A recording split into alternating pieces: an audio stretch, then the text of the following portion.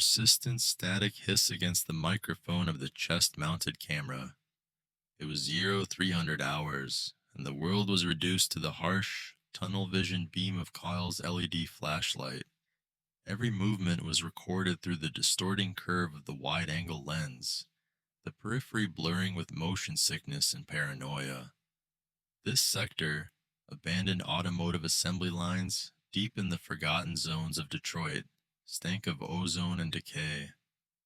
Kael breathed heavily through his tactical mask, the sound a wet, ragged intrusion on the silence. The drop point was marked by a spray-painted star on a ventilation housing near Dock 7. He moved efficiently, boots crunching on broken glass and concrete dust. The light beam swept, cutting through the heavy mist, illuminating rusty superstructure supports. He reached the corner of the primary hangar, pausing. The Bodycam POV shook slightly with the sudden halt, the rain streaking vertically across the image. The whole scene felt unnaturally still, the kind of stillness that precedes violence. The usual street noise, however faint, was entirely absent.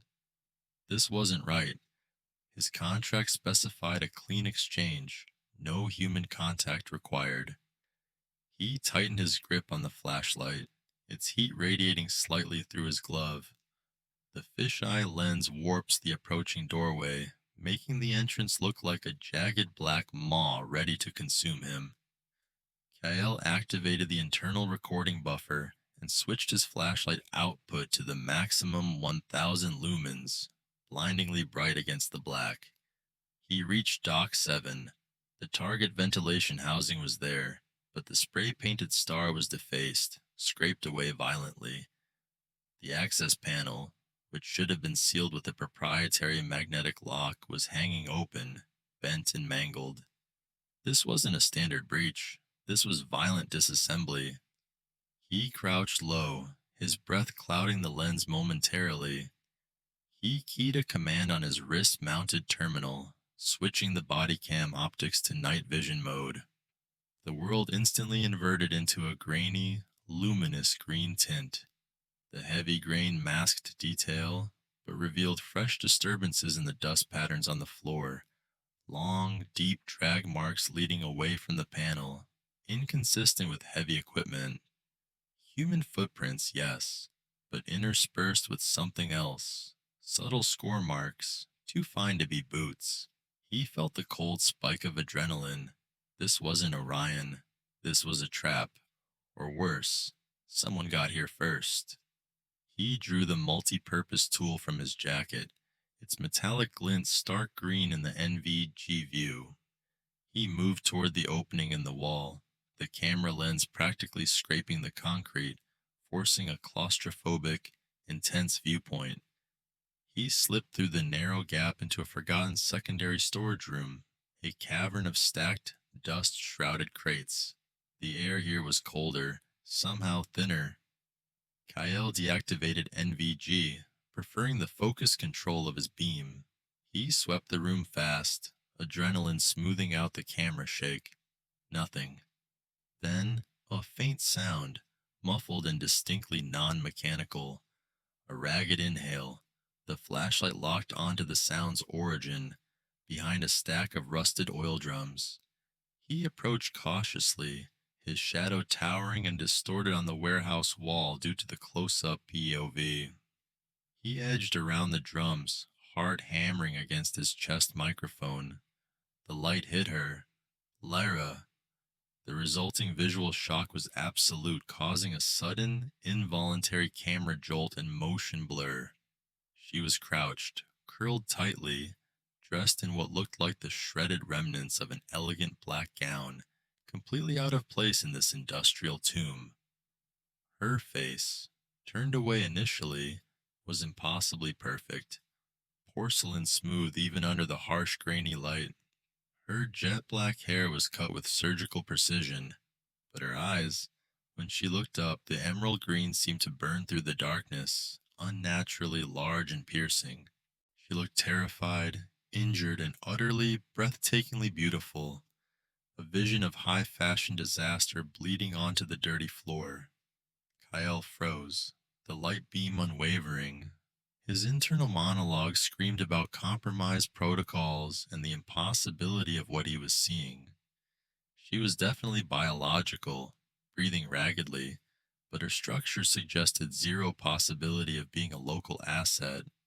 She was too refined, too flawless for the grime of this world. He saw the injuries now. A deep laceration across her forearm, bleeding a thick dark red. As his focus shifted, the harsh light caught her neck. Faint, almost subliminal silver patterns, like microscopic interwoven filigree, traced the line of her throat and wrists. Definitely not tattoos. Definitely not human. She raised a delicate, trembling hand, not to attack, but in a gesture of absolute silent plea. Her lips parted, and she whispered something, a single syllable that sounded like grinding glass, utterly alien. Then she tried again, forcing air through strained vocal cords, managing a heavily accented, raspy plea in English. Help! Please!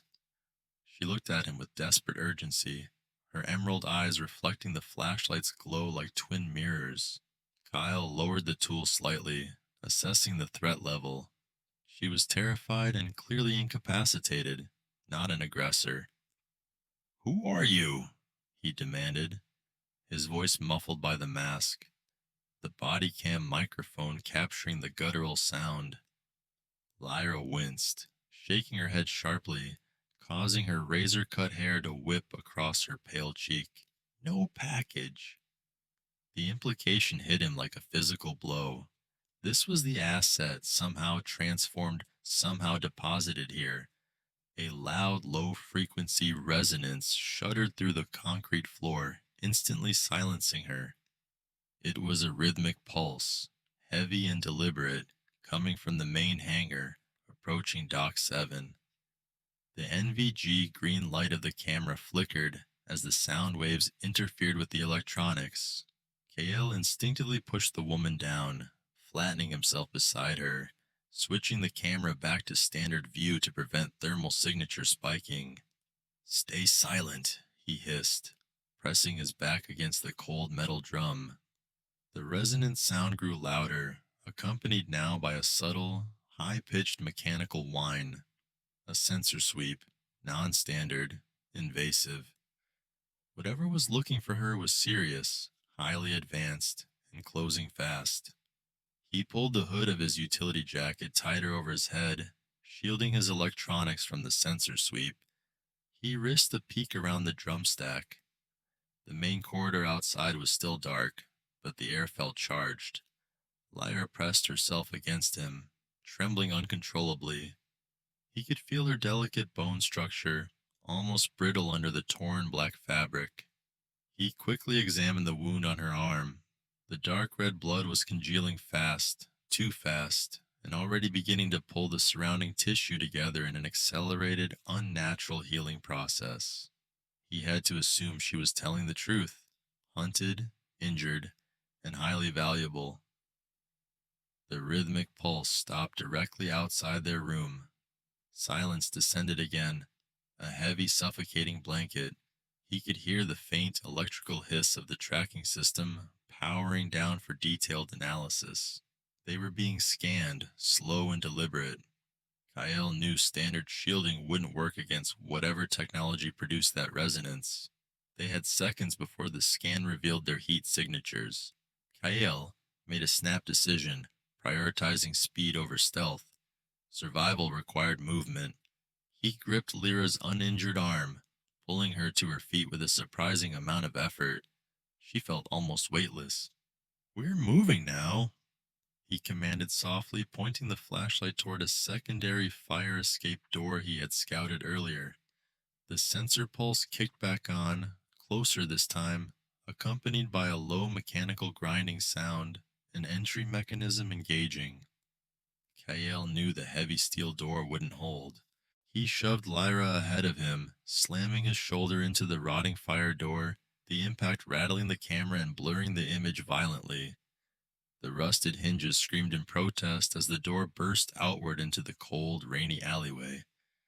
Just as they scrambled out, running low toward the fence line, Kael glanced back through the opening. The massive dark silhouette of an armored bipedal figure, too large and bulky to be human, was framed in the doorway they had just abandoned. It hadn't seen them yet, but it was searching the immediate interior. Kael snapped his light off, plunging the camera feed into absolute darkness, punctuated only by the sound of pounding feet and heavy rain. He was running blind, escorting an alien model through a hostile city. The beam of Kael's 1,000 lumen LED sliced mercilessly across Lyra's flawless throat, momentarily searing the silver filigree into his visual memory. It wasn't a tattoo. It looked like microscopic wiring inlaid just beneath the porcelain skin, catching the light with the dull sheen of ancient mercury. The realization solidified in his gut. This wasn't a runaway black market genetic experiment. His chest-mounted camera, locked onto the interaction, captured the dizzying fish-eye distortion of the moment, Lyra's emerald eyes wide, pleading silently, reflecting twin white suns from his tactical light. He could hear his own breathing, amplified, heavy and ragged, echoing off the cracked concrete silos. Kael's training screamed at him. Abort. Dead drop compromised. But the urgency in her gaze, coupled with the sheer heartbreaking vulnerability radiating from her delicate frame, short-circuited the protocol chip in his brain.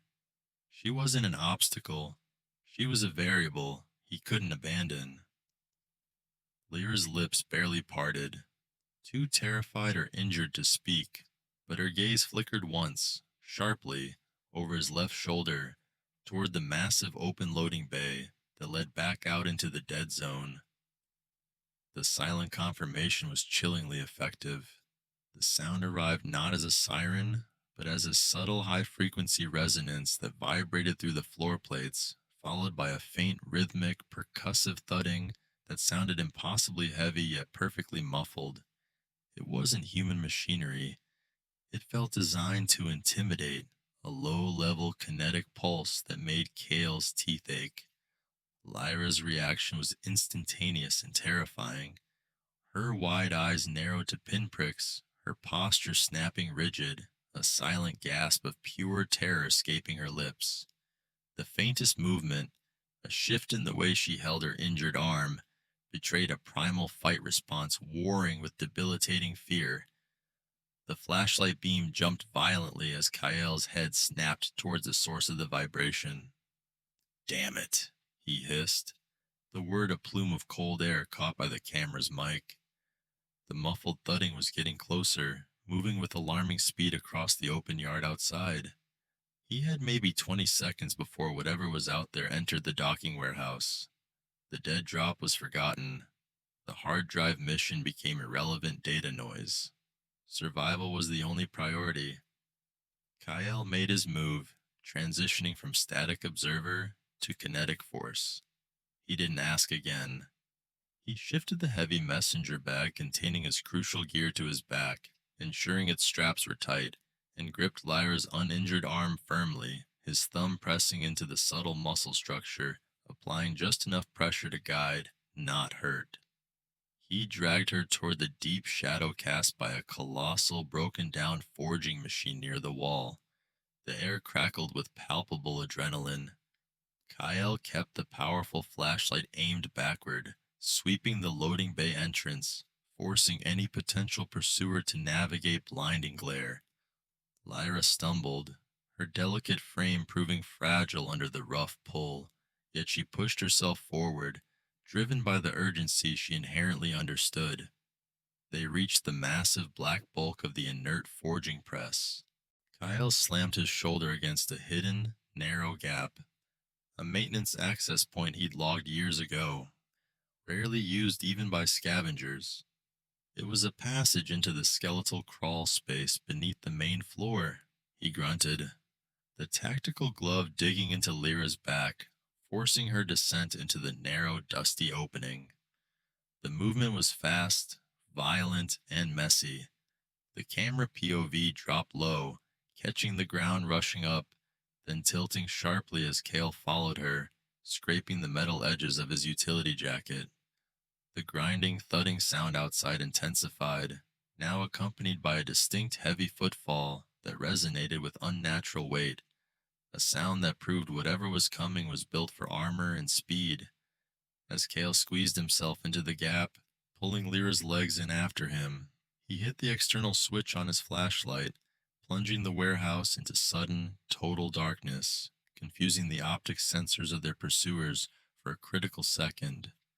Total darkness enveloped them, yet Kael immediately activated his tactical gear. A faint, sickening green tint flooded the Bodycam feed as the internal night vision mode engaged. The narrow crawl space, choked with ancient wiring and insulation dust, sprang into view. Lyra's face, coated in a fine layer of grime, appeared spectral and haunting in the monochrome green. The silver filigree markings on her wrists now glowed faintly against the emerald tint. He moved first, crawling rapidly on elbows and knees, trusting his ingrained spatial memory of the building's infrastructure. The space was barely tall enough for them to crouch. "Stay close." "Silent," Kael mouthed, his words lost in the harsh static of the NVD mic. The sounds from above were terrifyingly close now.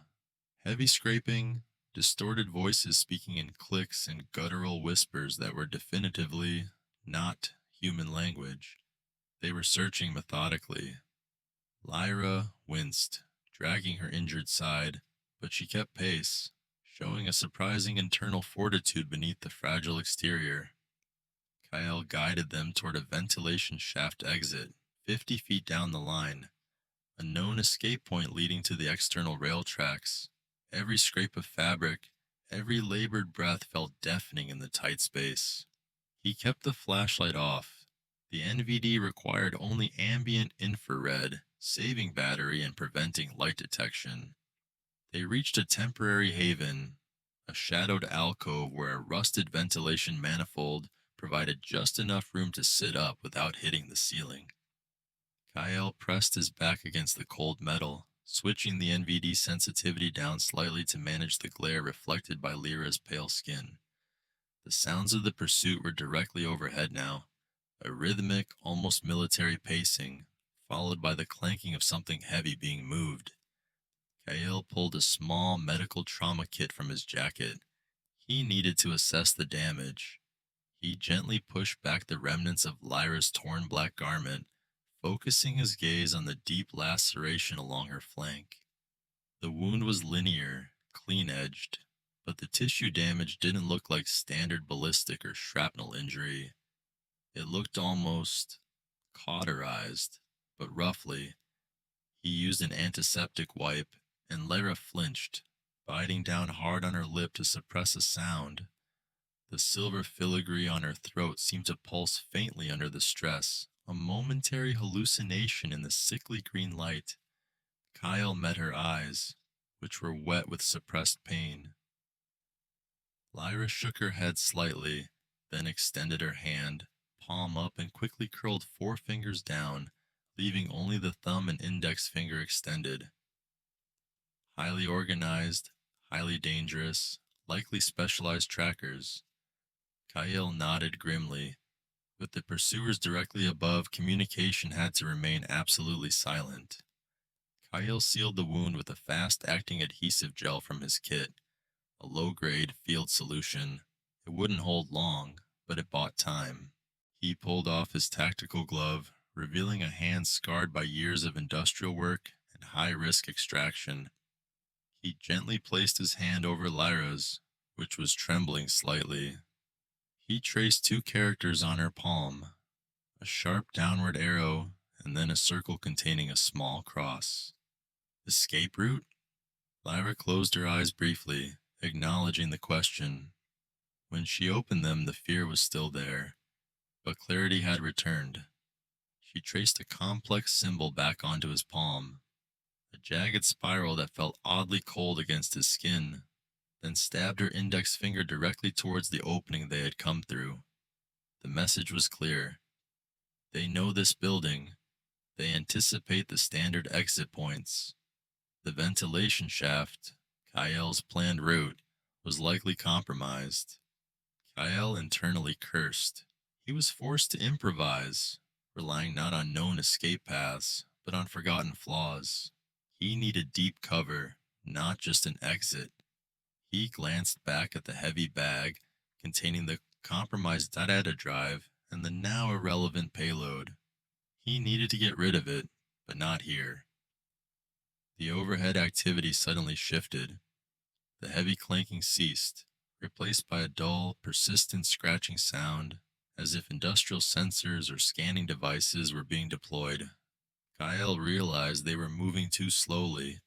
The two hunters weren't just searching, they were systematically mapping the structural weak points of the building, checking for disturbances like the one Kael had just created. Time to move. Now, he mouthed, pulling on his glove. He reached into his kit and produced a thin, thermal reflective emergency blanket, dull black on one side. He wrapped it quickly around Lyra, cocooning her injured side and masking her heat signature, a small defense against high-grade thermal optics. He abandoned his previous plan and pointed toward the opposite end of the crawl space, which led deeper into the abandoned facility's subterranean drainage system, notoriously flooded and toxic, but unmapped on modern schematics. It was a hellish route, but guaranteed secrecy. He gave Lyra one last, sharp, intense look. Follow, no matter what, he whispered, the mic barely picking up the instruction. He started moving, crawling faster than before, pushing his body through the dust and rusted pipes, his mind already calculating the risk of toxic gas exposure versus immediate capture by the mysterious pursuers. The harsh rhythmic scratching above them grew louder, closer, indicating their proximity was minutes, not miles, away. The world had compressed into a blur of concrete dust and frantic movement, viewed through the distorting glass of the action camera. Kael transitioned instantly from analysis to pure kinetic energy, pulling Lyra by the wrist and plunging them into a barely used air conduit meant for ventilation system overflows. A tight metallic space barely wide enough for two people side by side. The harsh tactical white of his Hausen lumen beam bounced wildly, scrubbing the tunnel walls before he killed it, slamming the world into the oppressive monochrome green of night vision. The fisheye lens exaggerated the serpentine curve of the tunnel, making the distance ahead seem infinite, while the air grew thick with metallic heat and Kael's ragged, heavy breathing. Lyra, astonishingly, kept pace without a sound, her high-fashion remnants catching briefly in the rusted mesh, tearing slightly, yet her movements remained fluid, almost predatory.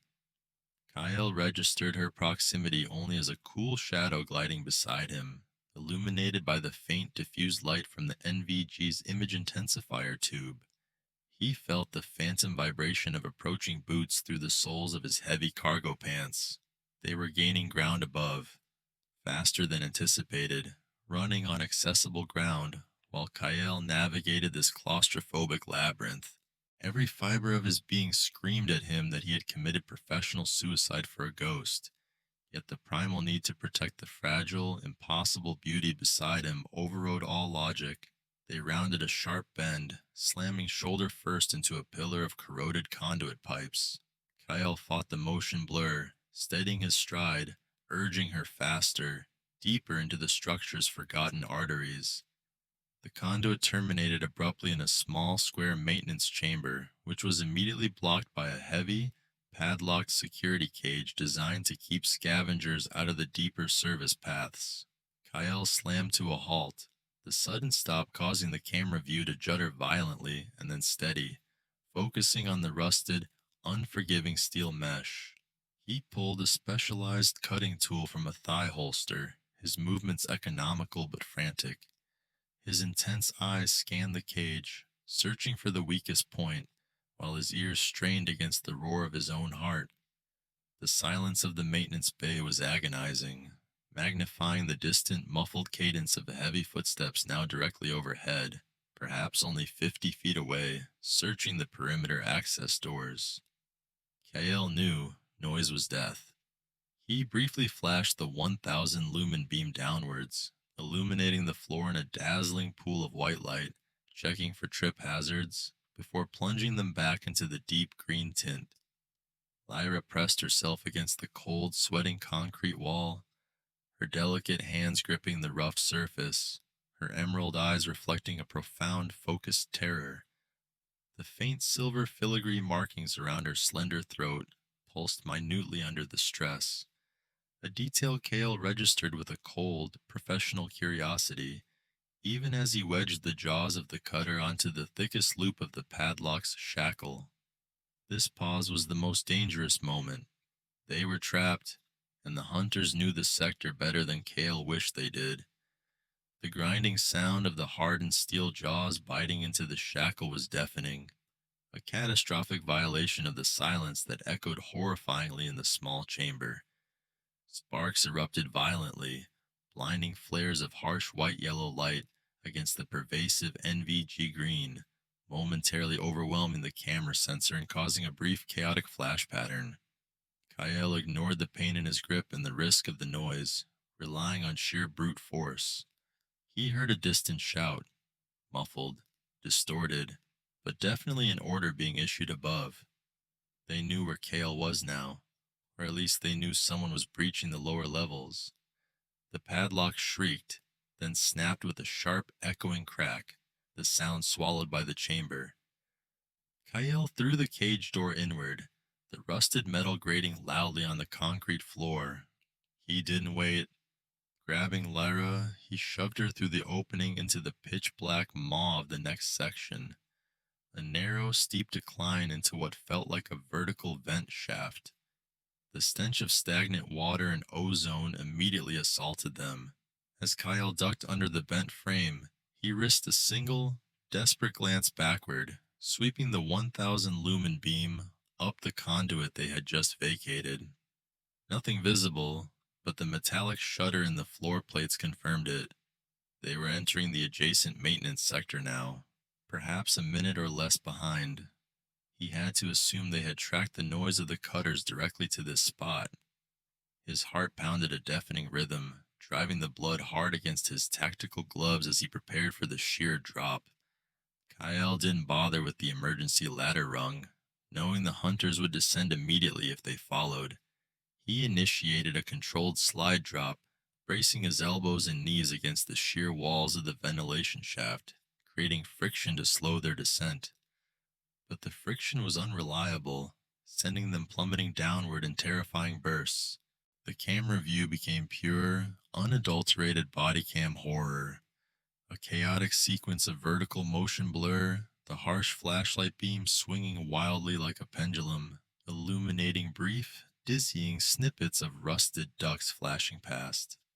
Kael's deep, ragged grunt of effort was the only audible sound, punctuated by the metallic screech of his cargo pants catching on sharp edges. He kept Lyra tucked tightly against his chest, shielding her from the worst impact points. She was unnaturally silent, a dead weight in the chaos, utterly trusting in his desperate maneuver.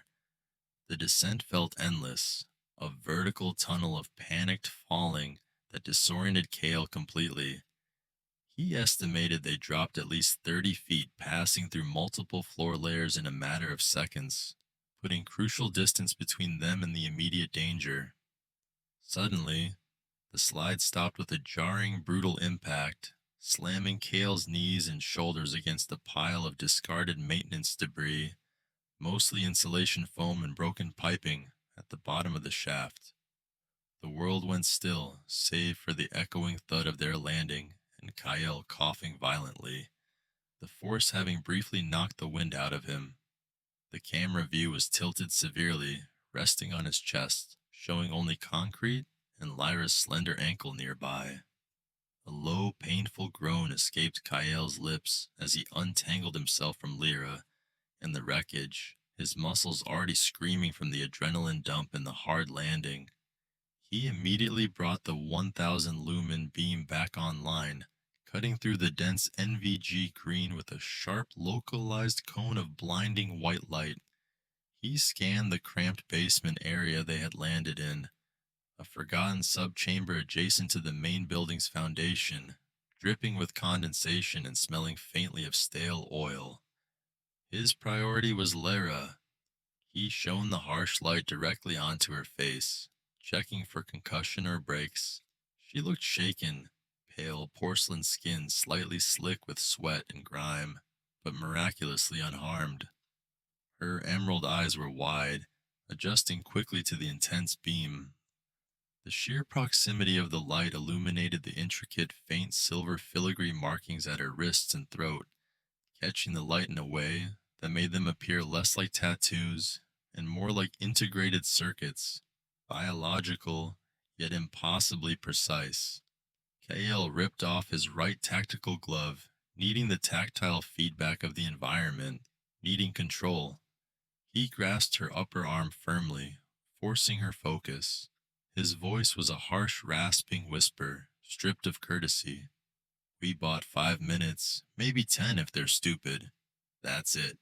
Where? Lyra did not flinch from the blinding beam or Kael's aggressive grip. Her gaze was steady, piercing, holding a knowledge that far surpassed her delicate physical appearance.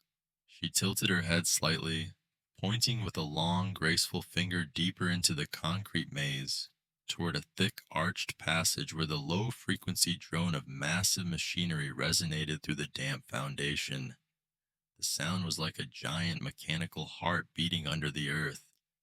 Her voice when it came was a low, strained whisper, betraying exhaustion but carrying unnerving certainty.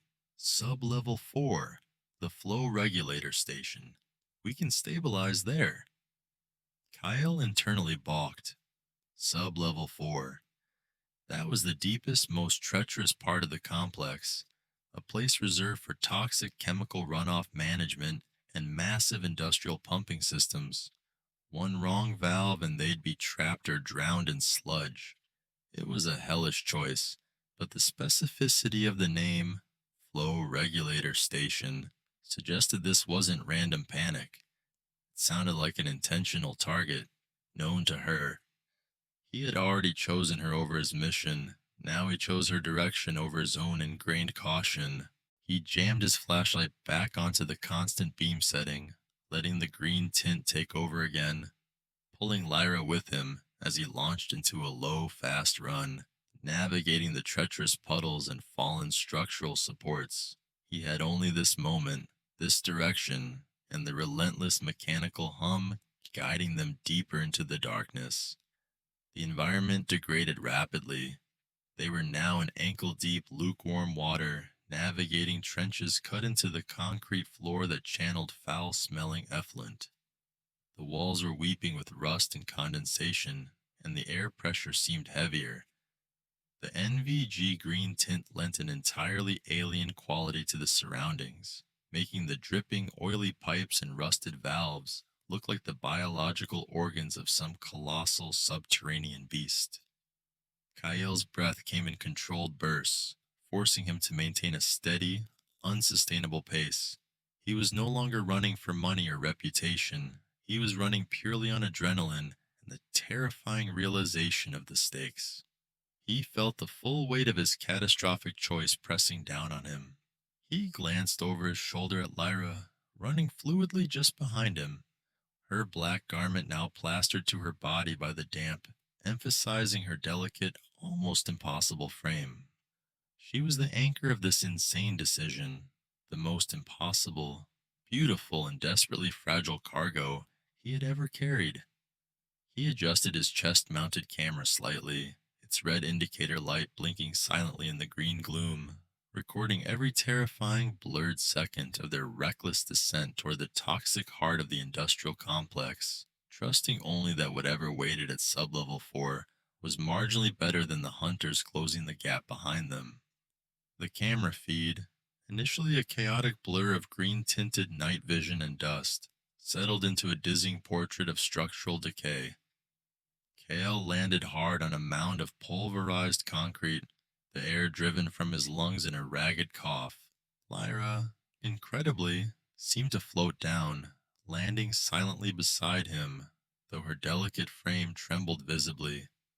We were deep now, further than Kael had navigated in years, maybe decades since this section was active.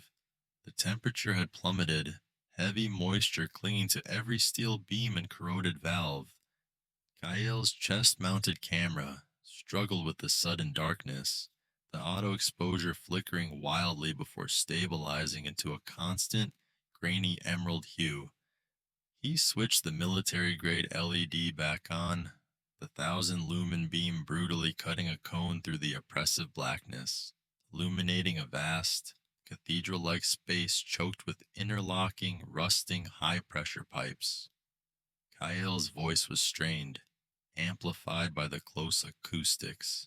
Lyra leaned against a pipe the size of a small car, the silver filigree tracing patterns on her throat pulsing with a faint internal luminescence that vanished as quickly as it appeared. The fall was jarring. We must maintain velocity, Kael. This atmosphere is highly reactive to my internal stabilization matrix. Sublevel 4. He noticed a thin, almost invisible sheen of sweat on her porcelain skin, despite the freezing air. The clock was running down on more than just the pursuit. Movement through this deep level was agonizingly slow and loud. The pathways were non-existent, forcing them to walk atop the immense network of horizontal pressure pipes, balancing precariously 20 feet above the stagnant, black water collected on the floor. Every footstep echoed, a metallic clang that rebounded off the concrete walls and seemed to hang in the damp air like a challenge. Kael kept the LED angled low, scanning the pipe joints for structural weaknesses, his tactical gloves gripping the slick, cold metal. The camera feed showed the perpetual fisheye distortion of the tight space, highlighting the effort in every careful step. Lyra, despite her exhaustion, moved with an almost unnerving grace, her weight distributed perfectly, never slipping. Tell me about sub-level 4. Kael grunted, vaulting over a leaking valve assembly. The flow regulator. It's a dead end, Lyra. It only controls the external coolant flow, abandoned 15 years ago. She hesitated, looking back toward the shaft they had descended. It is a shield and a nexus. The station's control systems, even inert, draw significant ambient power from the geothermal conduits. Power I need to utilize. You possess the means to access the oldest human interface systems. Her emerald eyes flashed, momentarily catching the harsh light, revealing a look of pure, focused desperation. Kael paused, pulling himself onto a broader section of pipe where two major lines merged, offering a temporary resting spot. The chest cam showed his heavy, ragged breathing. Interface with what? Lyra slid down beside him, her delicate hands flexing at her wrists, drawing attention to the faint silver filigree markings that were now undeniably darker, more pronounced. The station housed the primary data conduit for the initial deep space surveillance network established by this corporation.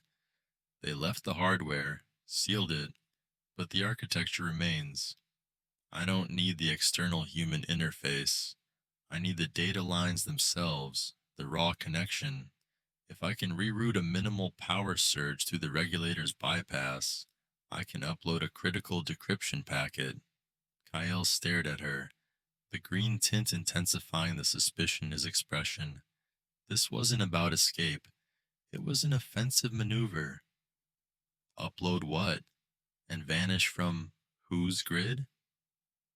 The question hung, unanswered, replaced by a sudden, jarring sound that cut through the low, pervasive hum of the facility, a deep, metallic scrape, followed by a heavy, irregular thud from somewhere high above them, echoing down the main vent shaft. The thud was unmistakable, not a random structural sound, but an intentional, powerful impact, followed by the grinding noise of specialized climbing gear biting into the ancient reinforced concrete. They weren't using the service elevators or broken shafts. They were descending vertically, probably rappelling using magnetic or tethered grapples. The realization hit Kael like a physical blow. They had closed the gap almost instantly after the descent. They adapt quickly, Lyra whispered, her voice barely audible over the growing echo. They are designed for retrieval in low gravity or extreme pressure environments. Kael immediately plunged the environment into total darkness, snapping off the 1000 lumen LED. The sudden switch sent the camera into a blinding moment of black before the night vision system compensated, washing the scene in extreme grainy green again. The metallic scraping accelerated, closer now, indicating multiple pursuers. They had perhaps 90 seconds before the first hunter reached the floor level they occupied. Move. We use the bypass line, Kael ordered, pulling Lyra forward along the narrow pipe, relying entirely on the faint outlines of the structure visible through the grainy filter. The subsequent 5 minutes were a chaotic blur of panicked movement and stifled breath, captured by the camera's aggressive, shaky feed. Kael moved blindly, feeling the texture of the pipe beneath his boots, navigating bends and junctions by instinct and memory. Lyra followed immediately behind, her proximity a silent, cold presence. The sound bounced erratically off the pipes, making it impossible to triangulate their exact position, but their proximity was terrifyingly clear. Kael stopped abruptly, flattening himself against a cold valve housing. He used the infrared mode on his wrist cuff, a small non-emissive thermal signature, to scan the shaft they had abandoned.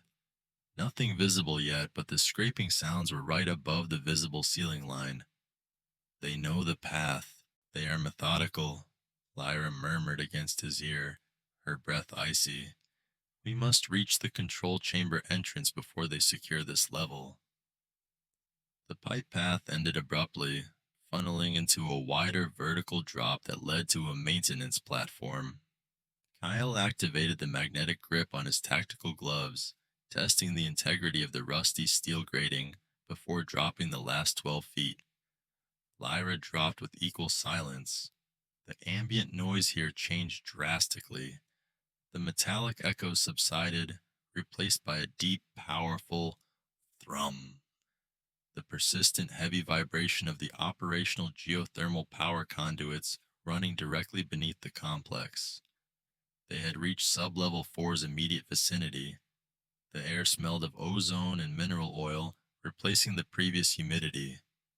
Ahead, partially obscured by the shadow cast by the platform, stood an immense, reinforced vault door, the entrance to the flow regulator chamber. It was not pristine. Someone, long ago, had tried to seal it shut with crude welding and concrete, but the seal was broken. A ragged, jagged hole large enough for a man to crawl through gaped open near the hinge line. The access point, Lyra stated, her voice regaining a fraction of its former strength. She looked revitalized by the ambient energy fields, the silver filigree on her wrist glowing with a steady, subtle blue light, a phenomenon Kael had not witnessed before. Kael risked a quick directional burst of the LED, just enough light to examine the breach. The metal was peeled back like tin, indicating catastrophic structural failure, possibly caused by internal pressure or deliberate, forced entry years ago. He moved toward the opening, his heart hammering against the chest camera. The thrumming of the geothermal power conduits was vibrating through the floor grating, right up into his boots. We go in. It's tight, he confirmed, crouching low. As he prepared to enter, Lyra placed a cold, urgent hand on his shoulder.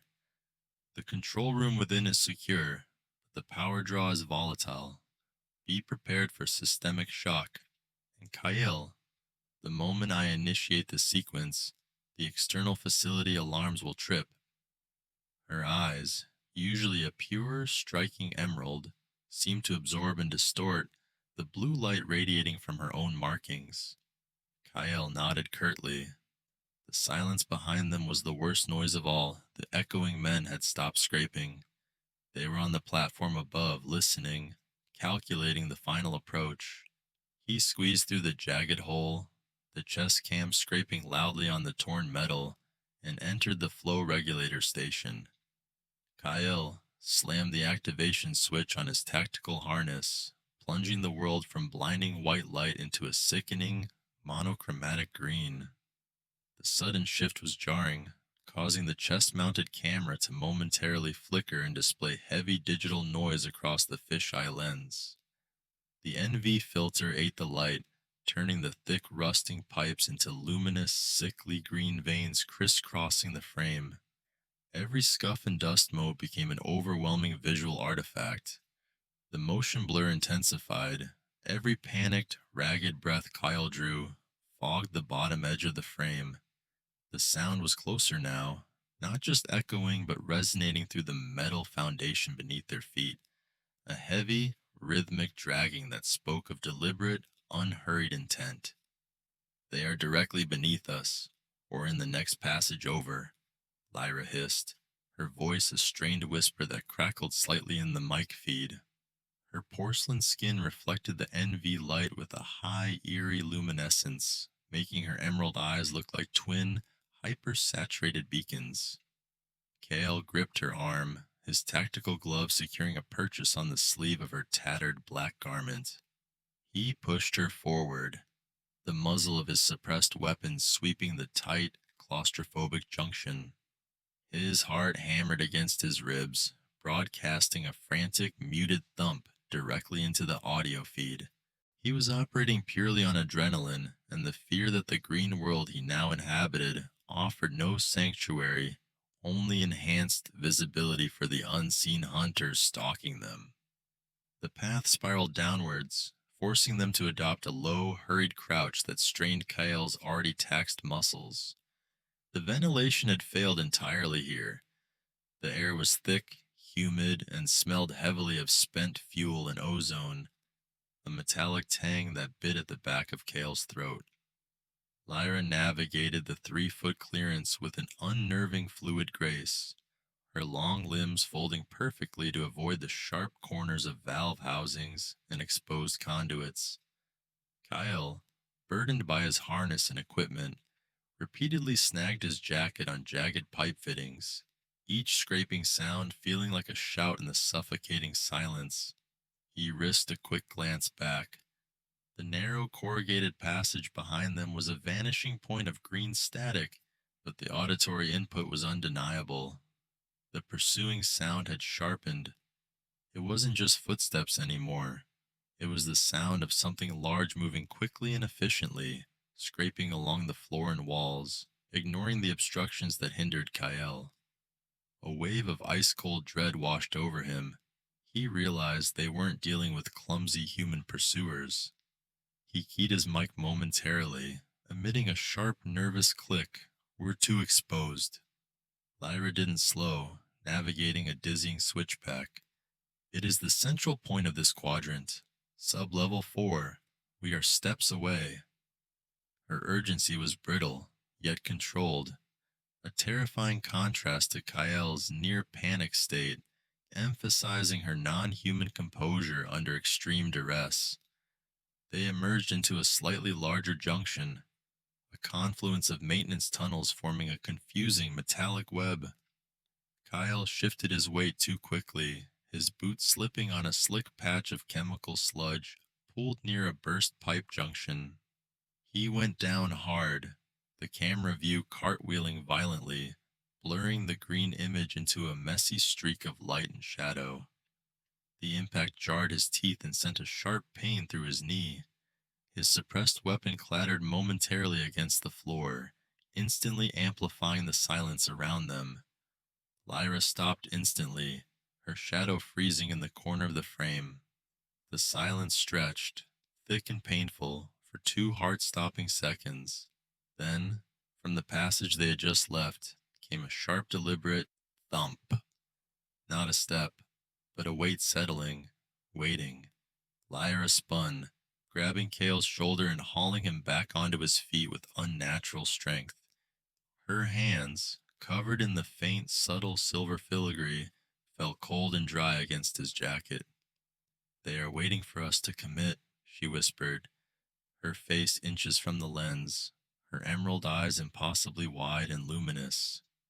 Kael fought to regain his breath, his vision settling back into the distorted NV pattern.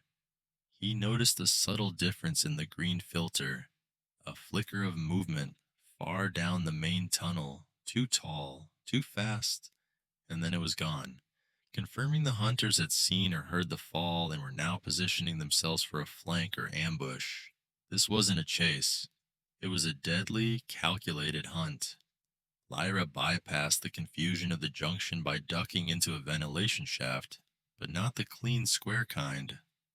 This was a cylindrical, reinforced maintenance conduit barely wide enough for Kael's shoulders, leading down at a severe 30-degree angle.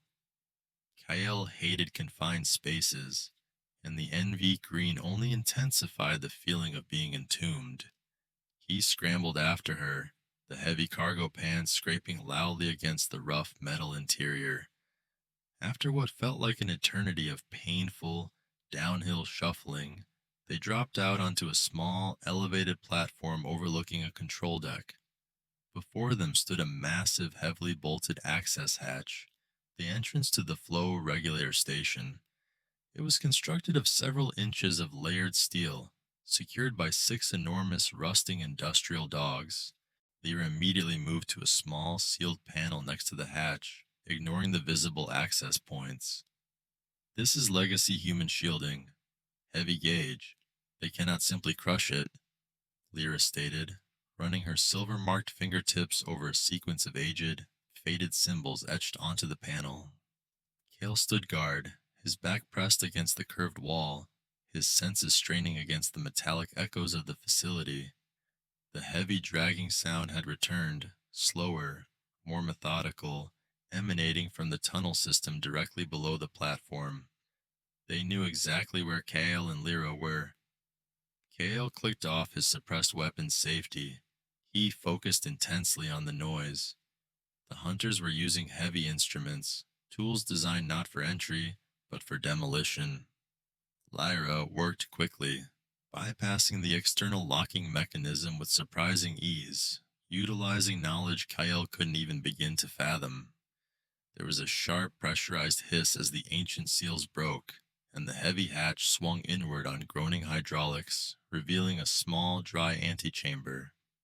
Kael shoved Lyra through and immediately grabbed the nearest piece of heavy wreckage, a splintered support strut, and jammed it across the inner frame of the hatch, praying it would buy them a few precious seconds. The antechamber was dominated by the console that Lyra had described, the flow regulator. It was a tiered, half-circle structure made of dusty, dark gray metal, littered with hundreds of unused switches and gauges, radiating a faint, residual warmth that warred strangely with the ambient chill of the sublevel. Lyra rushed to the console, her attention immediately fixed on a central circular display panel that glowed faintly, suggesting a power source that had merely been dormant, not dead.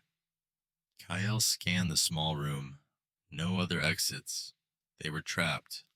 But they were trapped with the mechanism Lyra desperately needed. Just as Kael turned his attention back to Lyra, the temporary brace he had placed across the hatch frame let out a tortured, squealing protest. The sound of immense force began to press against the outside of the steel, the metal flexing audibly under the strain. They were attacking the hatch, not bypassing it. Lyra began her interface. She ignored the complex rows of switches. Instead, she knelt, focusing on the conductive contact points on the lower, maintenance access tier of the regulator console. Kael watched in morbid fascination, the green tint highlighting every detail. She didn't press buttons. She placed her bare hands, specifically the wrist bearing the silver filigree markings, directly onto the tarnished metal. As her skin made contact, a faint internal power source within the console responded. The silver filigree began to pulse, reflecting the NV green not as dead metal, but as living kinetic energy, a brief faint white light that flared gently beneath the skin. The console began to hum, a deep resonating thrum that vibrated through the floor plates. Dusty lights, dormant for decades, flickered on across the tiered surface, bathing the regulator in a warm, yellowish light that instantly caused the NV camera to struggle, blowing out the highlights around the console and creating a dazzling bloom. Kael was forced to shield his eyes slightly, the temporary blindness spiking his terror. The metal of the hatch groaned louder, followed by a sickening sound of shearing rivets. I am cycling power to the main output conduits, Lyra murmured, her voice strangely flat, completely focused on the energy transfer. It is volatile. The shearing sound culminated in a horrific, ragged tear as one of the massive steel dogs holding the hatch shattered violently, spraying rust and metal shrapnel across the antechamber floor. Kael spun, his suppressed weapon raised, aiming for the buckling hatch. He could hear heavy, rasping breaths on the other side, confirming the immediate proximity of the echoing men. He briefly considered reactivating his 1,000 lumen flashlight, hoping the sudden blinding blast would disorient them, but held back. If Lyra's system required a moment longer, he couldn't afford the momentary blindness that follows bright light exposure in NV mode.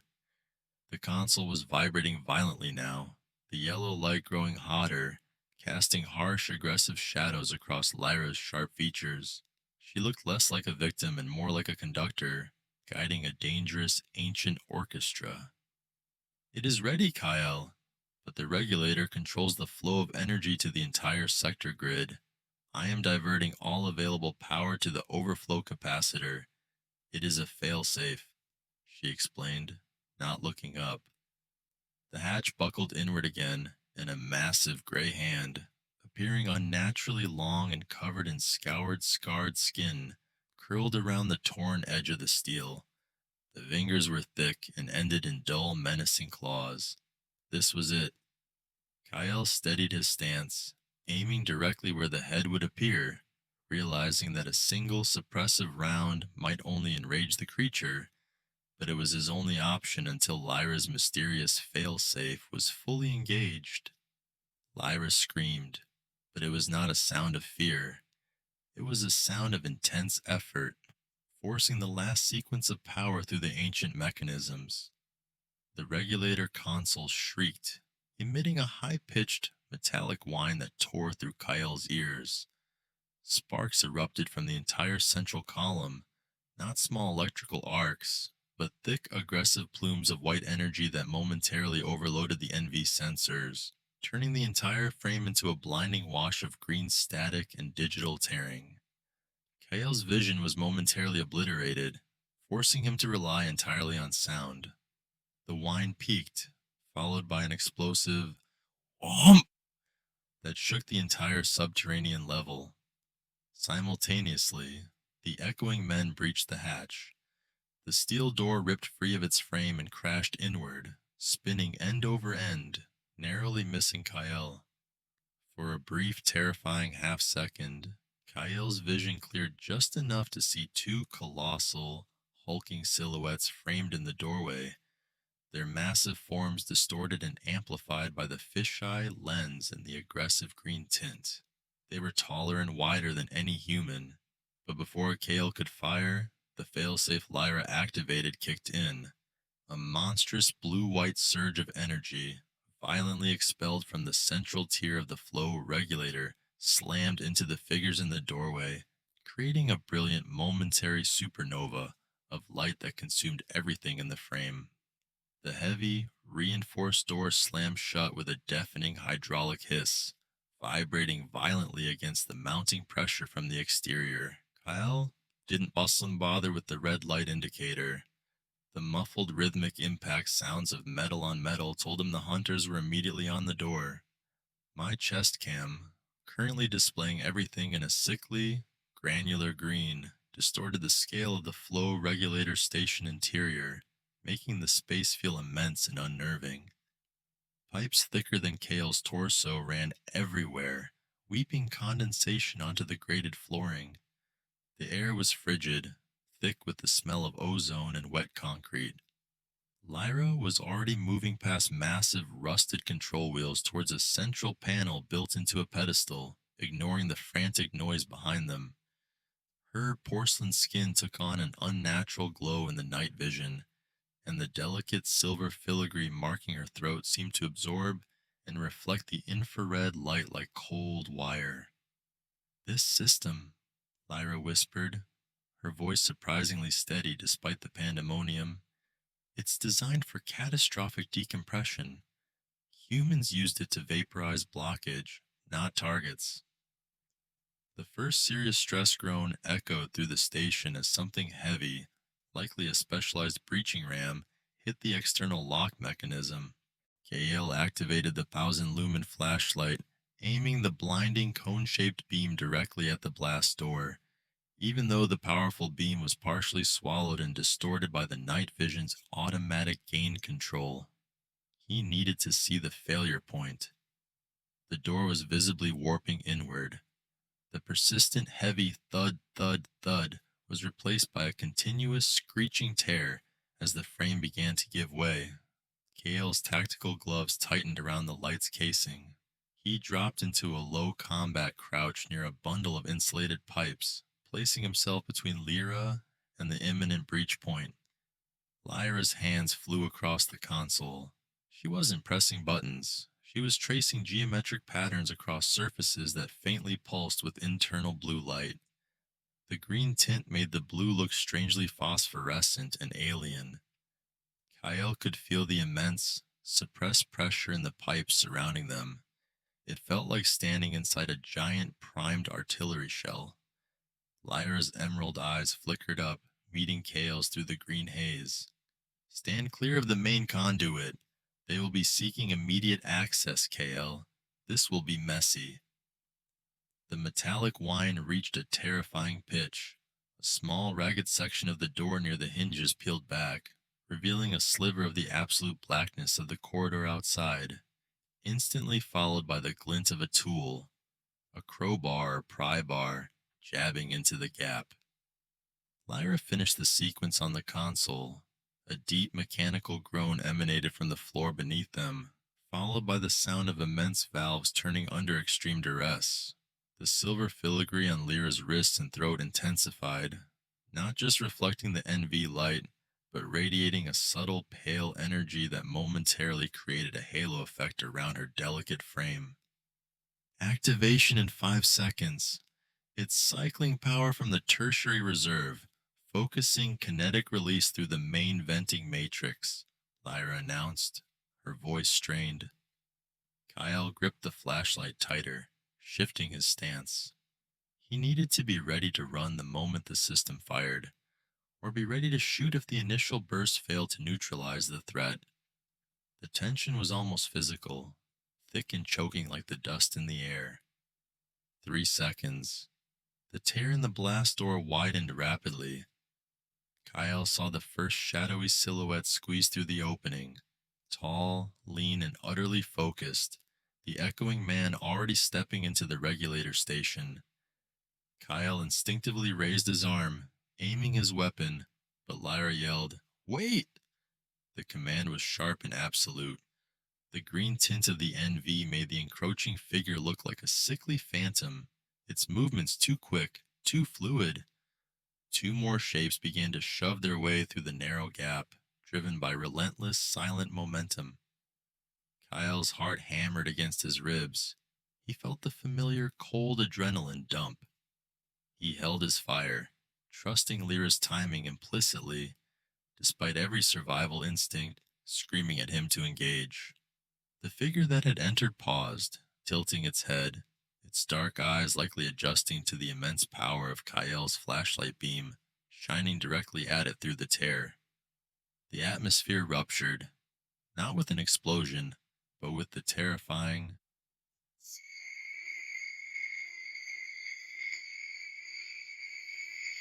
of superheated vapor escaping under impossible pressure. The sound was so immediate and overwhelming, It clipped the audio input on Kael's camera, replacing sound with a harsh, ear-splitting static squeal. The flow regulator station suddenly became a white-hot environment, the intense pressure releasing through a matrix of floor vents positioned just inside the breach zone. The green night vision instantly washed out to absolute white as the infrared receptors were overloaded by the heat and light generated by the steam.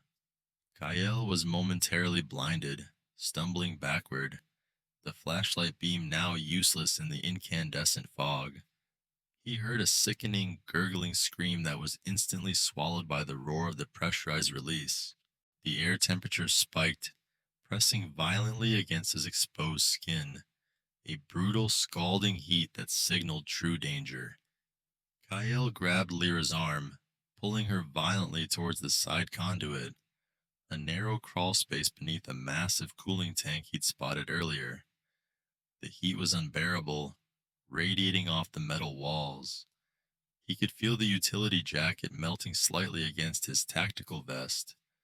The screaming static from the camera subsided slightly as the extreme pressure began to stabilize, allowing the sensors to re-engage, plunging the world back into a chaotic, steaming green. The flood of pressurized vapor was immense. It wasn't just steam, but a violent whipping storm that scoured the entrance hallway. Kael risked a glance back. The first echoing man was gone, presumably vaporized or hurled back, but the silhouette of another figure was barely visible in the churning white haze, collapsing onto the grating, its movements jerky and unnatural. Lyra was breathing heavily, pulling her arm free but maintaining eye contact. It bought us time, Kael. We destabilized the entrance path. They'll need minutes to navigate that. We move. Now. They scrambled into the narrow access tunnel.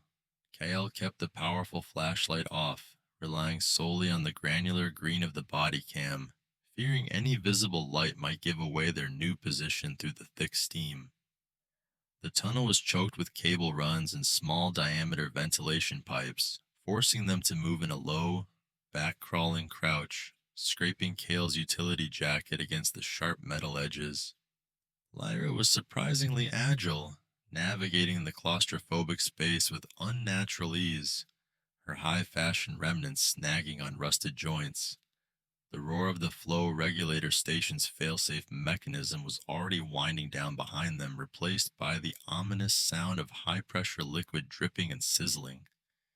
The system is cycling down. The pressure differential is too great to sustain the release. Lyra panted, her voice echoing strangely in the confined space. They will use the time. They are relentless. The camera feed, drenched in vapor and mist, stabilized slightly as Kael slammed the metallic door shut, the ringing clang almost lost in the violent hiss of escaping superheated steam. A thick, corrosive humidity instantly condensed on the lens, creating blurry streaks of white light around the powerful LED beam. Down! Kael's voice was strained, muffled by the hood pulled tight over his communications gear. He grabbed Lyra's arm, his gloved fingers finding purchase just above the faint silver filigree marking on her wrist. The initial chaos of the blast had momentarily blinded the pursuers, but the sheer volume of noise, echoing through the massive industrial cathedral, meant they wouldn't stay disoriented for long. Kael kicked open a heavy service hatch leading to a cramped, vertical maintenance shaft. The air immediately became oppressive, not just hot, but thick with the smell of ozone and burnt lubricant. Lyra slid through the opening first, her high-fashion remnants snagging briefly on the rusted lip of the hatch before she dropped onto the slick, narrow rungs of the ladder below. Kael followed, relying entirely on the downward cast of his 1,000-lumen beam to illuminate the perilous descent. The ladder vibrated with alarming speed, forcing Kael to brace his body against the cage, the fisheye view capturing the dizzying, churning darkness below. A low rhythmic thump began to penetrate the remaining steam noise.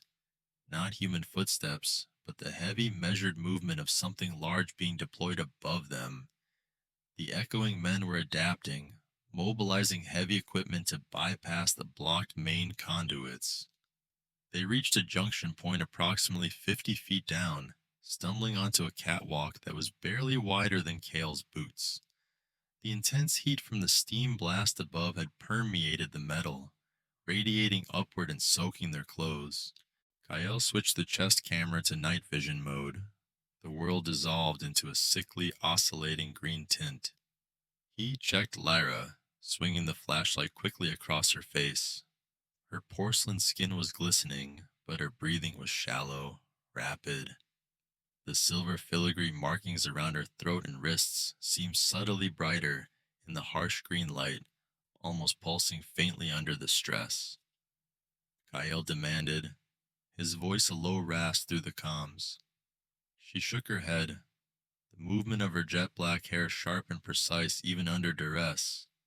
The system, it bought us time, but it draws too much attention, she whispered, her voice surprisingly steady despite the visible strain. Kael repositioned his stance, listening intently to the structural groans of the facility. The echoing men were directly above them now, evidenced by metallic screeching and the unmistakable sound of cutting tools being applied to the thick steel of the floor they had just abandoned. He knew the pressure defense was a temporary measure, a flashy delay, not an escape route. He spotted a massive defunct ventilation duct running horizontally, large enough to crawl through, its intake grill mangled and half collapsed. In here, we need quiet and distance, Kael ordered, pulling his heavy tactical gloves tighter as he began prying apart the already damaged metal grate, fragments of rusted steel scraping loudly against the concrete floor. The ventilation duct was hellishly cramped and filthy. Kael crawled ahead, his utility jacket snagging repeatedly on jagged edges, the camera scraping against the curved ceiling, creating periodic flashes of white static against the green feed.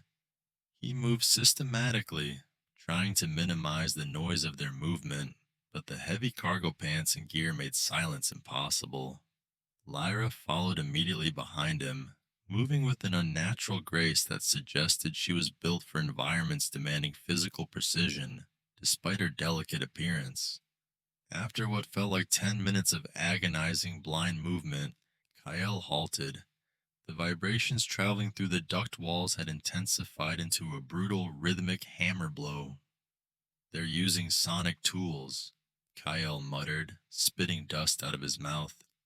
High-frequency jackhammers, cutting through the main floor structure. He switched the flashlight back to full beam, pointing it forward. The duct opened into a vast silent cavity, an abandoned subterranean transfer hub, likely defunct since the 1980s. The space was immense, the light beam failing to reach the far walls, revealing only skeletal steel supports, thick pillars draped in spider webs of ancient cabling, and dust suspended in the air like pale smoke. A faint, acrid smell of ozone still lingered from the pressure blast, mixing with the musty damp of the deep earth. Kael scanned the immediate area, pulling out a laminated schematic data sheet from an inner jacket pocket.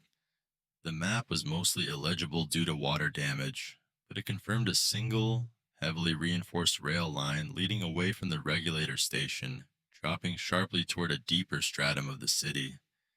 They slipped out of the ventilation duct and onto the dust-choked floor of the transfer hub.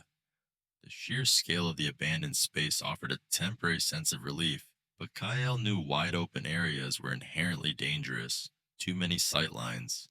He pulled Lyra toward the shadow of a colossal, rusted freight elevator housing, using its bulk as cover. They both collapsed against the cold metal. Kael took a quick, desperate drink from his canteen, offering the rest to Lyra, who accepted it with a nod. He took the opportunity to finally speak plainly, the urgency pushing past his usual courier caution. That stunt with the steam system, it was effective, but utterly reckless. Who are you? He kept his flashlight angled down, observing the subtle filigree markings on her wrist, noticing that the intensity had subsided slightly in the cooler air of the hub. Lyra met his intense gaze with her striking emerald eyes, which seemed impossibly bright in the low light. She smoothed the remnants of her black garment, which appeared woven from a material that refused to hold dust. They hunt the information, Kael. The mechanism, not me specifically. I am the carrier, the living interface to the Nexus Zero. That is where we are going. It is the only place left on this planet capable of stabilizing the necessary temporal shift. Kael blinked, processing the terminology. Nexus Zero, temporal shift. This was far beyond data packets and encrypted drives. This was fundamentally physics breaking. Before Kael could demand a full explanation of what a Nexus Zero entailed, a chilling, high-pitched metallic whine sliced through the momentary silence. It was the sound of heavy machinery moving rapidly on the rails far above, indicating that the echoing men had successfully breached the ceiling of the flow regulator station and were now entering the upper access tunnels of the transfer hub itself. They have rail access. They're deploying fast response units, Kael snapped, pulling Lyra away from the freight housing. His internal clock confirmed they had barely 3 minutes before the first team reached their elevation. Lyra pointed towards the deepest, darkest end of the hub, where the old rail line disappeared into a narrow, reinforced stone tunnel. That conduit, it leads to the lowest infrastructure layers. It is unmaintained, unstable, and pressurized. Kael didn't argue. Hesitation, even for a few seconds, was currency. He increased his speed, the camera bouncing slightly as he navigated around massive piles of defunct machinery and structural debris. The rhythmic thumping of the pursuer's railcar grew louder, transitioning from an echo into a visceral vibration through the soles of Kael's boots. He glanced back, swinging the light beam rapidly. Far down the tunnel he caught a glimpse of movement. Dark, heavy shapes, their features obscured by the distance and the motion blur, but undeniably moving with brutal efficiency along the track. They reached the entrance to the deep tunnel, the air here suddenly becoming shockingly cold, dense, and dry, a radical change from the humid heat of the upper levels. Kael stopped short. The cold air wasn't natural. It felt engineered, pumped in or escaping from a vast cryogenic system. He checked his environmental sensors. The drop was almost instantaneous, nearly 40 degrees Fahrenheit lower than the surrounding hub. The sudden shift indicated that Lyra's pressure defense had catastrophically destabilized the entire complex's deep-level climate control, likely exposing an unsealed structural breach to massive external subterranean air pockets. The reinforced rail line ahead plunged into a vertical shaft, descending along a spiraling ramp that seemed impossibly steep. The track was severely corroded, slick with frozen condensation. The track won't hold our weight, not securely, Kael analyzed, shining his beam down the dizzying spiral. Lyra didn't flinch. This path is necessary. The cold is a result of the Nexus proximity. Kael nodded grimly. He moved to the catwalk, testing the first few metal grating sections with a tactical boot. The sound was a loud, hollow groan, amplified by the deep tunnel. The camera view shook violently as he cautiously stepped onto the treacherous path, the drop below illuminated by the flashlight revealing a chasm of unknown depth. The descent was agonizingly slow and terrifyingly exposed. The grated catwalk shuddered under every step, forcing Kael to move laterally, gripping the rusted safety rail with both gloved hands. Lyra moved behind him, her footing impossibly light and precise, avoiding the sections Kael indicated were dangerously weak. The noise of the echoing men's rail car, though dampened by the cold air and the spiraling structure, remained a steady, threatening rumble from above. Halfway down the spiral, Kael noticed something alarming in the harsh light. The center support column of the shaft was partially fractured, held together only by thick corroded binding wires. A sudden structural shift could send the entire spiraling descent plummeting. They reached a point where the catwalk had entirely collapsed, leaving a yawning gap of about 8 feet that spanned over the center void. The drop here was easily over 100 feet. Kael pressed himself against the outer wall, heart pounding, the body cam focusing sharply on the broken metal edges. "We can't jump that," he hissed. "The momentum will shatter the opposing side." Lyra gently pushed past him, moving to the edge of the break. The silver filigree on her throat pulsed brightly again, responding to the extreme environmental stress or the proximity of the Nexus itself. She raised her hand, her movements deliberate, aiming for a thick vertical support cable running along the ceiling of the shaft. "I can traverse it. You cannot. Your weight. I need you to pass the camera, Kael. They must believe we both fell," Lyra stated, her voice quiet but absolute, suggesting a plan that involved immense personal risk. The descent became a brutal hydrostatic test of Kael's gear. The air temperature in these lower maintenance arteries was pushing past 130 degrees Fahrenheit, warping the synthetic materials of his tactical gloves and causing the fisheye lens of the chest-mounted camera to fog and clear in frantic, rhythmic bursts. The relentless pounding of the echoing men above was now replaced by the unsettling sound of stress fractures popping in the ancient concrete supports all around them. Kael swept the harsh tactical beam of the 1,000 lumen LED across the ceiling. The light revealed webs of hairline cracks weeping pressurized steam. Lyra was moving with a desperate, elegant scramble, her porcelain skin glistening with sweat, though she showed no sign of the exhaustion that was choking Kael. He coughed, the smell of sulfur and superheated iron scraping his throat. They rounded a corner and hit a deep, pooling thermal reservoir.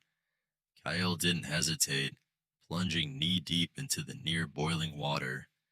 The thermal shock was immediate, but it muffled their movements just as the rhythmic, low-frequency echo of their pursuers intensified, indicating they were now entering the same tunnel level, just yards behind.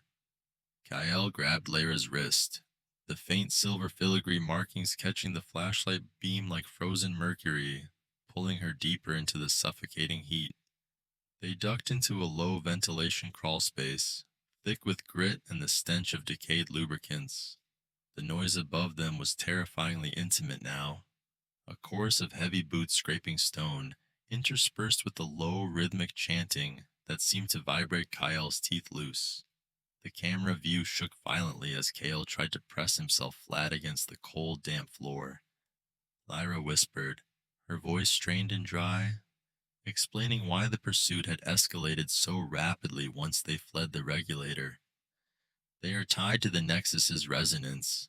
The closer we move to the focal point, the stronger the pull becomes for them. They move with coordinated, inhuman efficiency because the core is guiding them." Kael wiped the sweat from his camera lens with a gloved finger, the image clearing just enough to show Lyra's intense, wide emerald eyes staring into the darkness. He felt a sudden, cold certainty. They were not just running away. They were being sucked into a gravitational trap, engineered on a scale he couldn't comprehend. The floor above them groaned, and dust rained down, followed by a sickening thud. One of the echoing men had stopped directly overhead. The crawl space opened abruptly into a massive defunct maintenance chamber, long forgotten. The air here was drier but stagnant. Kael played his light across the far wall and froze. Standing vertical was a monumental shield door, sealed shut with thick, oxidized bolts the size of Kael's forearm. It was clearly non-standard architecture, utilizing materials and engineering that predated the city grid by centuries. Lyra's designers, perhaps. "This is a vertical shunt," Lyra hissed, urgency overriding caution. "It drops straight into the substrata layer. It's the fastest way down, but it hasn't been used in millennia." Kael examined the interface plate, ignoring the pounding in his chest. Standard explosive breaching was out, The unstable tunnels would collapse instantly.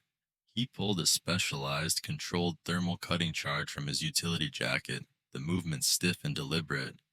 The heat radiating off his body was making the plastic casing of the charge soft to the touch. He meticulously positioned the charge near the primary locking mechanism, the chest camera capturing his labored breathing and the tense focus of his intense eyes. Kael activated the charge and immediately backed away, pulling Lyra into the minimal shelter of a recessed pipe junction. The resulting sound was not an explosion, but a deafening high-frequency scream of superheated metal shearing under immense pressure, followed by a blinding flash of white-hot light that momentarily overloaded the camera sensor, leaving a dark, ghosted after-image. Smoke poured out from the seal, carrying a sharp metallic odor. While they waited for the residual shockwave to dissipate and the dust to settle, Kyle pressed Lyra for clarity. Nexus Zero. Lyra's expression was of profound weariness and dread. It is a point of geometric zero, Kyle. It doesn't open a gate. It is the anchor that allows multiple dimensions to oscillate at a shared frequency. If they corrupt that anchor, the oscillation becomes unstable, and our reality collapses into theirs. Us. The smoke cleared, revealing the massive door shuddering inward, the sound like a wounded animal. The passage opened into an impossibly deep vertical shaft, a dark, cold abyss that smelled sharply of ozone and ancient stone dust. Kael's light vanished into the void, giving no indication of the bottom. This was no ordinary service tunnel. The walls were not smooth concrete but faceted obsidian-like material, spiraling down in precise non-Euclidean angles. The sight made Kael's stomach clench. "We go fast," he stated, pulling out a coil of specialized climbing line and securing it to a massive corroded anchor point near the opening. Lyra didn't argue, her delicate frame proving surprisingly adept at bracing herself for the rapid descent. The Bodycam view pitched wildly as they began their controlled fall, the motion blur intense. Kael gripped the line, his tactical gloves eating the friction, his harness groaning. The descent took minutes that felt like hours, punctuated only by the whistle of air rushing past and the distant, echoing clang of the door they had breached. The echoing men had found their entry point and were following them down the shaft. They found a momentary precarious shelter in a carved-out recess, half a kilometer down the shaft, just large enough for them to crouch and regain their shaking composure. Kael unclipped his harness and leaned against the cold stone, running diagnostics on his remaining equipment. Most of his communications gear was fried by the heat and steam, but the emergency low-band receiver on his belt flickered, catching a signal he didn't recognize. It was a repetitive, tightly focused pulse, not random static. He adjusted the frequency slightly and realized what he was hearing. A tracking beacon, directional and low power, but clearly active. The realization hit him like physical force. They aren't just following noise, they tagged us. Lyra's emerald eyes, usually intense, widened further, confirming his worst fear. They are guiding their forces directly to my unique signature, Kael. I carry the key, and they have locked onto the key's frequency. We have no lead time left. The rhythmic pulses of the signal were now audible on the Bodycam's internal mic, a chilling, persistent heartbeat tracking their position. The vertical shaft finally terminated in a vast subterranean cavern, the scale of which dwarfed any underground space Kael had ever seen. The air here was vibrating, heavy with ozone, and infused with a radiant warmth that was fundamentally different from the steam heat above. This warmth felt structured, almost alive. Kael swept his Wuzen lumen beam into the darkness, the light struggling to penetrate the immense space. He could see massive, roughly hewn pillars supporting a ceiling that disappeared into the void. This was the bottom layer, the bedrock of the city, carved out by something ancient and powerful. Lyra grasped his arm, her grip surprisingly strong. She pointed down, toward the center of the immense cavern floor. Kael adjusted his light, shining it over the precipice where they stood, and gasped. Directly below, nestled in the absolute geographic center, was Nexus Zero. It wasn't a machine or a door. It was a structure of impossible geometry, a colossal, gently rotating crystalline lattice, emitting a deep, humming emerald green light. It radiated pure alien power, and it was waiting. The camera tilts sharply, the fisheye lens capturing Kyle's ragged breath, steaming in the cooler air currents spilling up from the massive void below. The harsh 1,000 lumen beam cuts across the abyss, illuminating the sheer drop into the chasm where the geometric convergence structure, Nexus Zero, glows with internal, unnatural light. They tagged us. I'm reading a persistent low-frequency pulse. It's tight-banded, non-directional, meaning they know where we are, even if they can't see the chip itself. Kael rasped, his voice tight. He slapped the side of his utility jacket, attempting to jar loose the tiny transponder he'd felt activate near the transit seal. Lyra stood beside him, her porcelain skin reflecting the faint green tint of the low-light system. Her emerald eyes were fixed on the geometric maze far below. It doesn't matter, Kael. The chip is a distraction. They know my signature. They feel the shift in resonance when I am near this point. We are out of time. The tracking pulse hammered against Kyle's comms interface, a frantic rhythmic beat mirroring his own escalating panic. He aimed the powerful LED down, searching desperately for a descent route other than a sheer free fall. The Bodycam registered the dizzying height, causing a brief nauseating motion blur as he shifted his weight. Kael finally located what looked like an ancient, heavily corroded maintenance rail, a vertical spine of steel running alongside a massive conduit pipe, plunging straight down toward the central apex of Nexus Zero. It's suicide, Lyra, Kael muttered, pulling on his tactical gloves, testing the first rung. The metal groaned ominously under his weight, the sound echoing hollowly up the shaft. Lyra was already moving, her high-fashion remnants snagging briefly on the rusted framework. She moved with an unsettling grace, devoid of the hesitation a human would feel facing such a fatal drop. We are already dead in the upper grids, Kael. Kael clipped a secondary safety line onto the rail, feeling the sweat bead on his brow beneath the tactical hood. He started the descent, his chest-mounted camera pitching violently as he fought for grip. The pursuit pulse suddenly spiked in intensity. Kael realized the echoing men were now using the main vertical transit shafts, prioritizing speed over stealth. Every downward swing was fraught with the danger of a catastrophic slip, compounded by the knowledge that their pursuers were gaining ground rapidly. He focused the powerful LED beam directly onto the rail ahead, forcing everything else into shadow, the motion blur severe as the pace increased. The final 80 feet of the rail descent was the worst. The railing snapped, forcing them into a controlled, rapid free fall cushioned by tension lines Kael deployed instinctively. They hit the cold alien surface of Nexus Zero with a jarring impact, the sound muffled by the structure's inherent material. The surface was impossibly smooth, constructed of interlocking black hexagonal panels that pulsed internally with a soft cyan light. Kael immediately tried to crush the tracking chip embedded in his jacket lining, grinding it under the heel of his boot. Nothing happened. It's dormant, he reported, shining his light on the inert fragment. They're still coming.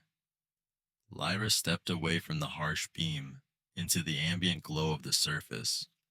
The silver filigree markings on her throat and wrists caught the cyan pulse, seeming to resonate faintly. The beacon was always redundant. It was a secondary lock, Kael. They hunt the disruption. They hunt me.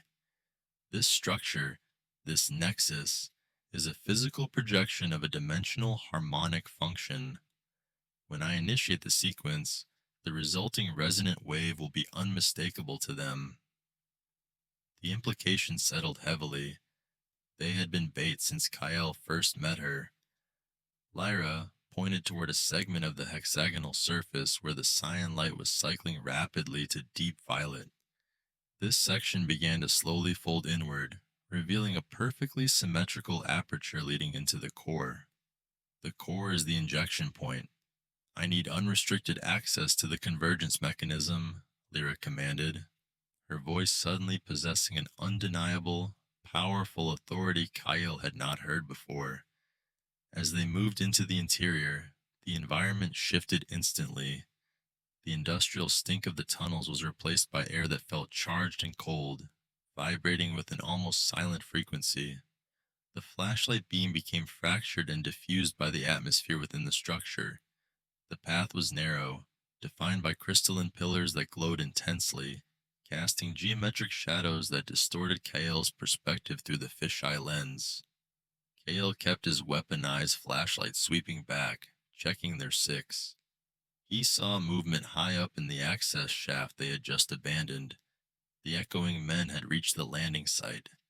They were silhouettes in the distance, but their speed and efficiency confirmed their lethal intent. Kael increased his pace, motion blur spiking as he moved to shield Lyra. They burst into the core chamber. It was vast, dominated by a central, hovering crystalline lattice that pulsed with incredible energy.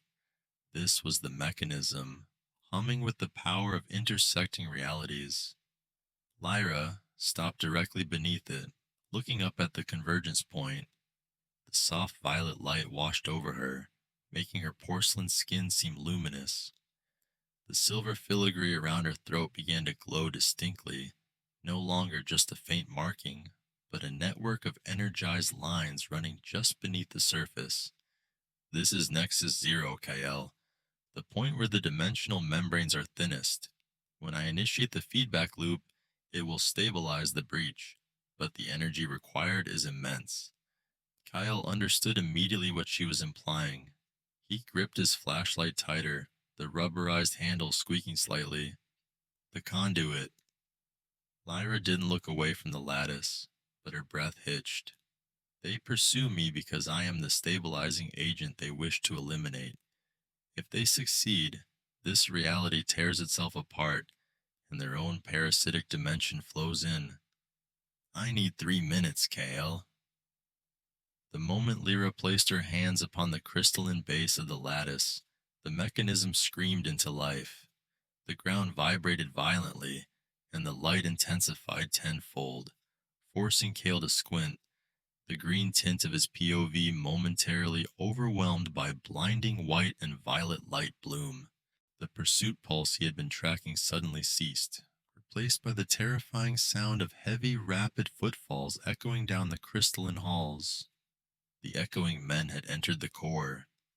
Kael swung his flashlight's beam rapidly, locating the first two figures sprinting into the chamber. They were lean, defined shadows, moving with non-human coordination, their faces obscured by the shadows and the intense backlighting of the core. He immediately triggered the tactical strobe function of his 1,000 lumen light, bathing the area in blinding, disorienting flashes. The echoing men paused, momentarily stunned by the sudden, intense light assault. Kael used the precious second of confusion to shove Lyra further toward the lattice, forcing her to focus only on the mechanism. Focus! He yelled over the escalating whine of the converging dimensions. Kael dropped low, using a cluster of smaller, pulsing crystals as cover. The first echoing man recovered quickly from the strobe and launched itself forward. Kael didn't have time to retrieve his sidearm. He redirected the main beam of his flashlight, holding the blinding output directly into the entity's eyes, momentarily halting its approach with sheer retinal overload. He lashed out with the heavy base of the flashlight, catching the entity high on the shoulder, the impact echoing with a dense, unnatural thud. The entity recoiled, giving Kael a valuable fraction of a second. Lyra, meanwhile, was swaying precariously, gripping the convergence lattice as the silver filigree on her skin flared, drawing energy. She was whispering in a language Kael didn't understand, the sounds resonating with the structure's hum. The second echoing man circled wide, attempting to flank Kael and reach Lyra. Kael spun, the camera catching a whipping blur of movement. He kicked out at the second attacker, forcing it back just as the first one lunged again, a clawed hand scraping against Kael's tactical glove. The camera view shook violently, distorted by the fisheye lens and the sudden brutal movement. Kael knew he couldn't hold them off for 3 minutes. He had to disable them permanently, and fast, or Lyra's sacrifice would be for nothing. The air in the core chamber of Nexus Zero curdles, thick with temporal energy. The bodycam POV swings wildly as Kael spins, the intense beam of his 1,000-lumen flashlight slashing through the vast dark space. 3 echoing men materialize, not walking through a door, but resolving from pure static distortion in the edge of the night vision green tint. They are denser, faster than before, their movements blurring even against Kael's desperate speed.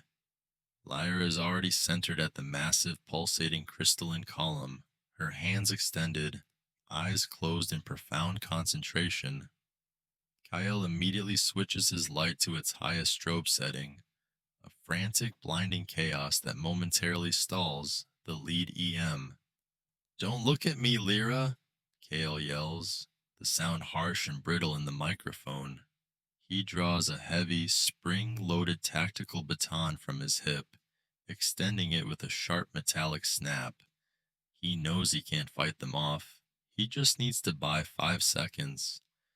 The first EM ignores the light, moving with an impossible glide, its massive dark form filling the fisheye lens. Kael intercepts the charge, bracing for the impact, the sudden violence shaking the camera loose on its mount before he shoves it back into place. The tactical baton deflects the initial, crushing grab, the force slamming Kael's shoulder back, sending a jolt of pain up to his neck. His heavy cargo pants give him leverage, digging into the metal grating of the floor. Simultaneously, Lyra begins her crucial act. The low guttural hum that started minutes ago now crests into a piercing, resonant frequency that vibrates Kael's teeth and makes the bodycam microphone crackle with feedback distortion. The silver filigree markings around her throat and wrists ignite with an internal, cool silver light, radiating outward and casting ethereal highlights on her flawless porcelain skin. This pure energy bloom momentarily arrests the echoing men, who stumble, clutching their heads as if struck by sonic pain. Kael sees his window. Ignoring the burning ache in his ribs, he surges forward, driving the baton low, aiming for the knee joint of the closest assailant. The sound of the blow is a sickening, dull crunch, partially muffled by Lyra's escalating resonance. The core structure reacts violently to Lyra's energy transfer. Jagged sapphire blue light streaks explode from the column, hitting the ceiling 50 feet above. The floor begins to oscillate. The second EM recovers instantly from the sonic assault and grabs Kael's utility jacket, lifting him clean off the ground. The body cam view flips upside down. Kael is thrashing, his flashlight beam swinging wildly like a dying star across the metallic architecture. He can hear Lyra's strained breathing now mixed into the high-frequency whine. She is pushing beyond her physical limits. Kael manages to reach the knife concealed in his tactical glove cuff, slashing wildly at the arm holding him. The blade catches, and the EM drops him with a grunt of surprised agony, its grip releasing. Kael hits the ground hard, the camera view momentarily a dizzying smear of green and silver light. He scrambles back, his hand shaking as he keeps the flashlight pointed directly into the face of the third, advancing EM, trying to find a target through the constant motion blur.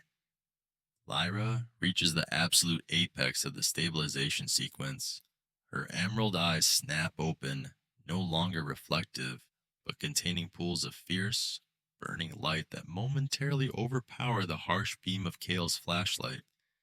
She throws her head back, emitting a soul-shattering, non-vocal scream, a pure wave of resonant energy. The silver filigree on her skin expands, covering her entire upper body in a delicate, shifting lattice of light, transforming her into a temporary conduit of monumental power. Kyle is forced to shield his face, the body cam feed overloading, turning momentarily to pure white noise, then violently correcting back to the green tint, revealing the horrifying result. The energy shockwave hits the echoing men with the force of a localized dimensional collapse. They don't explode, they simply fray. Their forms distort into impossible geometry, shrinking and stretching, their internal darkness collapsing under the sheer force of stabilization. High-pitched, agonizing frequencies rip through the mic before cutting off entirely. Silence, absolute terrifying silence descends upon Nexus Zero. Kael's own ragged breathing is the only sound picked up by the microphone. The crystalline column still pulses, but softly, deeply, with a stable sapphire glow. The echoing men are gone, dissolved into thin air, leaving only residual scorch marks and faint traces of ozone-like vapor on the grating. Kael slowly lowers his flashlight, his hands trembling. He pushes off the ground, rushing toward Lyra, the heavy sound of his boots echoing loudly in the immense chamber. She is kneeling, utterly exhausted, the silver light retreating rapidly, leaving her skin pale, slick with sweat, and trembling. He drops to one knee beside her, removing a tactical glove to place a hand against the back of her neck. Her skin is impossibly cold, but her pulse, though faint and rapid, is steady. The stabilization worked. The Nexus is silent. Lyra opens her emerald eyes. They're dim now, but hold a victorious, deep satisfaction. Kael. Her voice is a whisper, thin and ragged. It is done. She reaches up, her fingers brushing the dark fabric of his jacket. She explains that the Nexus has now fixed the dimensional coordinates for her home reality, but in doing so, it created a necessary volatile vacuum. The portal is opening, not for transit, but for resorption, she clarifies, leaning heavily against the crystalline structure, which now hums like a satisfied entity.